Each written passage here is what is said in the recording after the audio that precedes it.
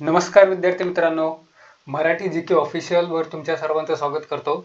महाराष्ट्र लोकसेवा आयोगाने 2026 मधील सर्वात मोठी संधी स्पर्धा परीक्षा करणाऱ्या विद्यार्थ्यांसाठी आणलेली आहे। महाराष्ट्र लोकसेवा आयोगाने गट क सेवा संयुक्त पूर्व परीक्षेची अधिकृत जाहिरात प्रसिद्ध केलेली आहे।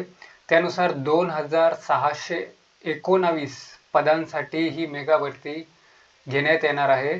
तर ह्या व्हिडिओमध्ये आपण बघूयात नेमकी या पदासाठी असणारी पात्रता काय आहे, वयोमर्यादा काय असेल, टायपिंगचं सर्टिफिकेट कोणतं हवं असेल, त्यानंतर परीक्षेचा सिलेबस काय आहे हे आपण अगदी सोप्या भाषेत समजून घेणार आहोत।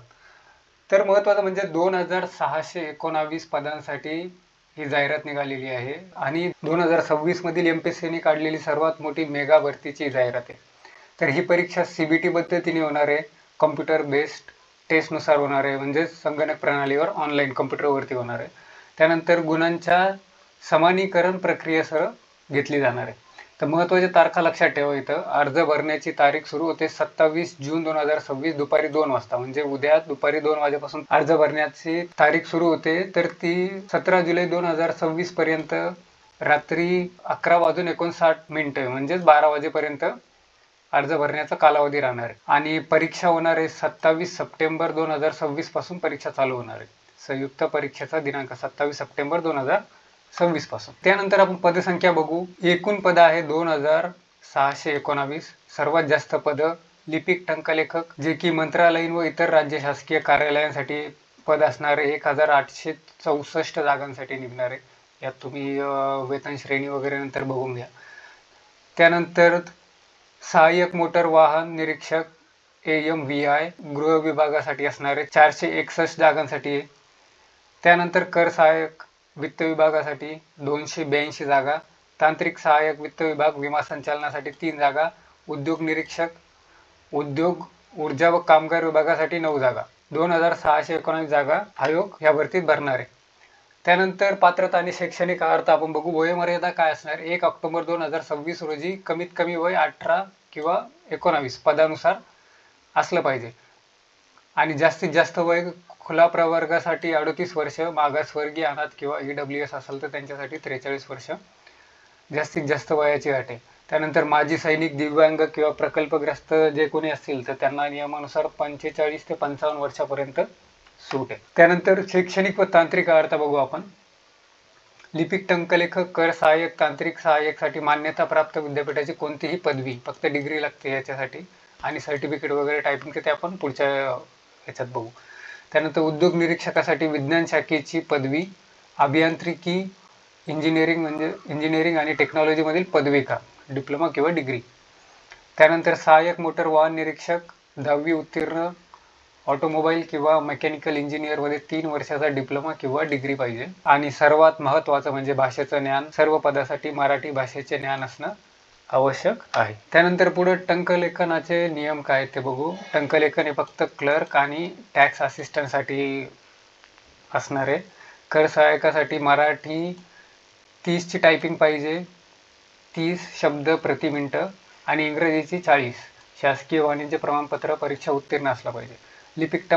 लिपिक टंकलेखनसाठी मराठी 30 आणि इंग्रजी 40 यापैकी कोणतंही एक प्रमाणपत्र आवश्यक आहे, कोणतंही एक पाहिजे आपल्याला लिपिक टंकलेखक पदासाठी। त्यानंतर माजी सैनिक, दिव्यांग आणि अनाथ उमेदवारांना टंकलेखन परीक्षेतून तात्पुरती सूट मिळते। ती सूट कशी मिळते, जेव्हा तुमचं सिलेक्शन होईल त्यानंतर एक स्पेसिफिक कालावधी दिला जातो 3 ते 4 वर्ष, ते त्यात तुम्हाला ते सर्टिफिकेट परीक्षा देऊन ते सर्टिफिकेट मिळवायचं। असिस्टंट मोटर व्हेकलसाठी शारीरिक निकष आणि ड्रायव्हिंग लायसन्स काय रिक्वायरमेंट आहे ते आपण बघूया।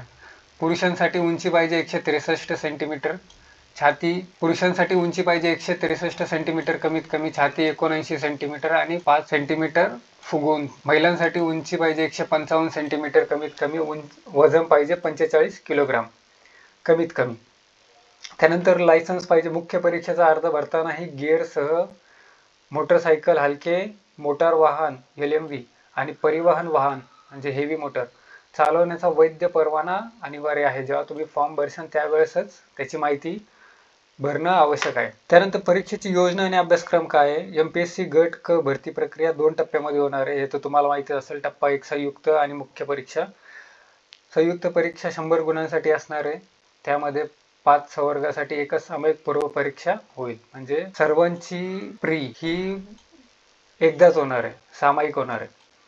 त्यानंतर प्रश्न संख्या 100 मार्कासाठी असेल. MCQs मध्ये 100 मार्क, 100 प्रश्न, 1 तासाचा वेळ आणि नकारात्मक निगेटिव्ह मार्किंग असणार आहे. 4 चुकीच्या उत्तरासाठी 25% गुण वजा होतील, म्हणजे 1:4 चा रेशो. 4 चुकले तर 1 गुण मायनस होईल. परीक्षेला असणारा अभ्यासक्रम काय आहे प्रीसाठीचा? चालू घडामोडी, जागतिक तसेच भारतातल्या चालू घडामोडी, नागरिक शास्त्रामध्ये भारताच्या घटनेचा प्राथमिक अभ्यास, राज्य व्यवस्थापन, ग्राम व्यवस्थापन, इतिहासामध्ये आधुनिक भारताचा आणि महत्त्वाचा म्हणजे विशेषतः महाराष्ट्राचा इतिहास. भूगोलामध्ये महाराष्ट्राच्या भूगोलाच्या संदर्भासह पृथ्वी, हवामान, अक्षांश, रेषांश, नद्या आणि उद्योग इत्यादी विचारलं जाईल.